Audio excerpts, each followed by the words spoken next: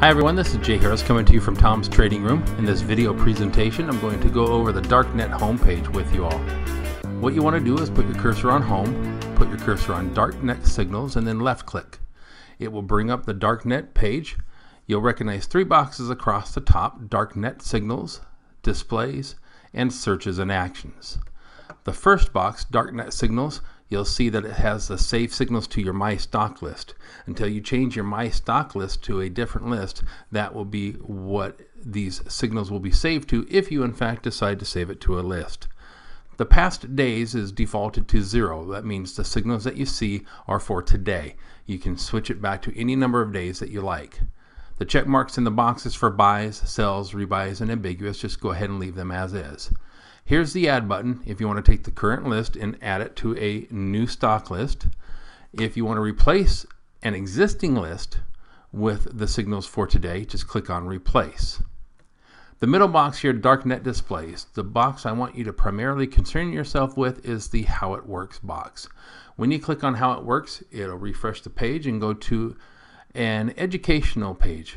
It's done in chapter format, the first one being an introduction to Darknet, telling you what the signals are, the BRAS signals, and what they signify.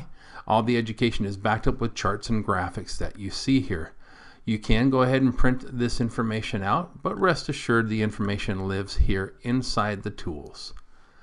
Let's go back and click on Home, Darknet Signals, to get back to the Darknet Signals homepage and look at the Searches and Actions button. Here you can see it'll look up on calls, charts, spreads, and stocks. So what we're going to do right now is click on the stocks.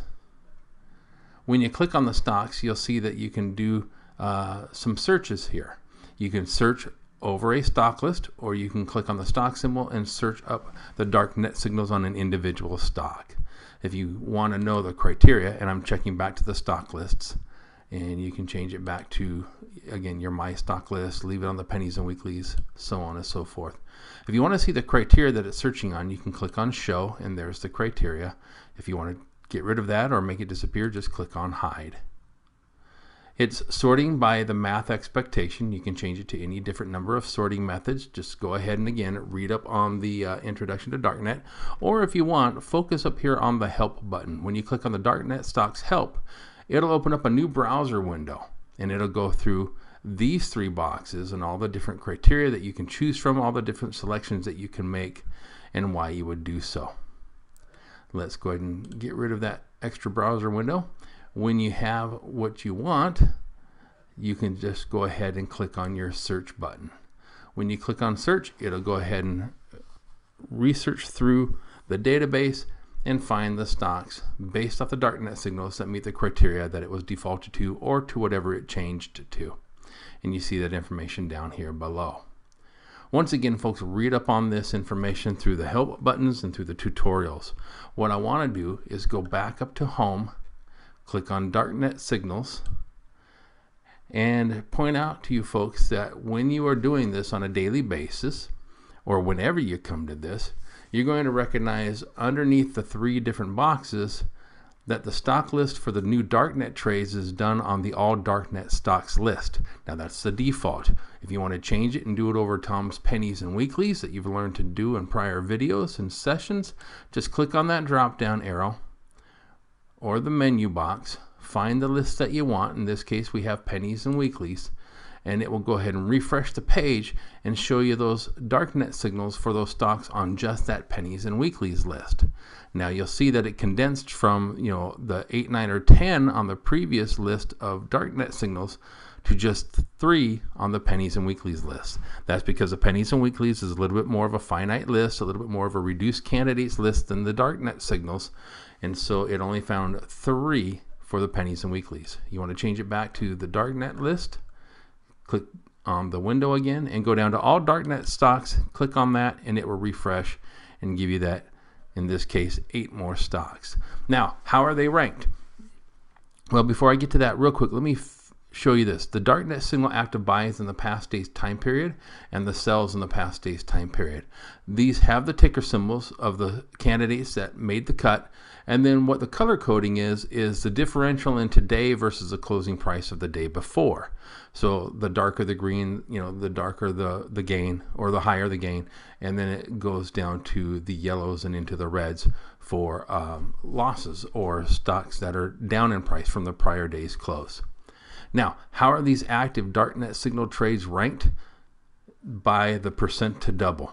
So it's 1 through 8, and it's the lowest percent to double needed in the stock, meaning the lowest percentage move in the stock that's necessary for the option premium to double. The lowest percent double to the highest is how it's listed here. It shows the type of Darknet signal, and it's R for RACs, B for SPW, and there's a few other R's and B's. The B is for a buy signal. That's the purest signal that you want to act on. R is a rebuy. It means it's either adjusted lower and the channels have signified another possible buy setup off the first buy that happened. And A is an abandon, which means, abandon the trade or abandon the situation, or it can be used, as it says in the tutorials, an add-on, or get aggressive and cost average in yet again to the signal. The S signal is one that we don't use as a sell signal. It means sell signal, but the way Tom and I look at it, and as Tom has taught me and you, is S means sell what you already own. So if you got in on a buy signal and then you get the S signal, the sell signal, that means sell what you already have. But it does not mean sell short or take a new bearish position in the trade. What Tom has found through his back testing is that the sells don't work out as well as the buys. So we're going to primarily focus on, folks, the buy signals. It's a rare occurrence that you'll see a rebuy be a case study on the newsletters or a trade, and you'll almost never see an A trade from Tom or us. So there again is your type of Darknet signal: a buy or a rebuy, and S for sell, A for abandon. What it also shows you is the ideal call trade. Out of all the options available on racks, this one shows the lowest percent to double, meaning it only needs a 5.91% move in the stock for that option premium to double. The calculations for these options are shown right here. The criteria is the slippage, the difference between the bid and the ask, to be less than 1.5%. We want a delta less than 80 but greater than 40. And as you know, the ideal setup for a short-term directional trade that Tom likes to look at is around that 70 to 75 delta. That way we get a bigger bang for the buck on the first dollar move in the stock for as close to a dollar move in the option to take place. So there you have it. There's a criteria, there's the percent to double rankings, and the ideal option trade. So if you're looking at racks and you want to see what the chart looks like, just click on the ticker symbol and then a stock chart will populate. If you want to get rid of that stock chart, just left click on it and you'll go back to the page you were on. Click on the next one, SPW. Now, racks was a rebuy. Those aren't ones we typically like to jump on. We would rather jump on a fresh B or buy opportunity. So here's SPW, there's the chart, and there is your B buy signal. Left click on that to get rid of that chart. If you decide on SPW, or whenever you decide on the stock that you want to jump on and the option trade that it's shown through the Darknet calculations, just click on that call option trade link and it will go to the risk graph ++ screen. So here's your new browser window with your risk graph and all the information for the trade opportunity, and it lists it like it normally does on your risk graph pages.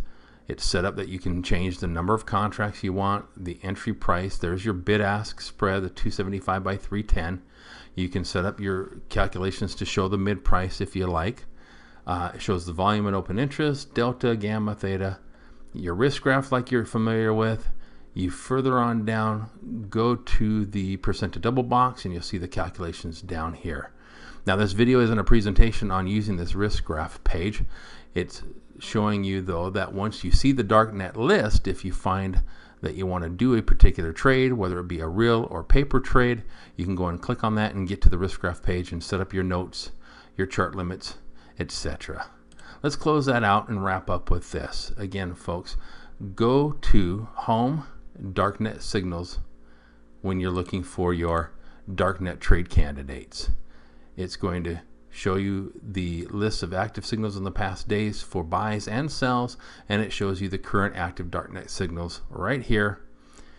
The ideal situation is if you can take a Darknet signal buy opportunity and it also shows up, that same stock also shows up on your money calendar buy list.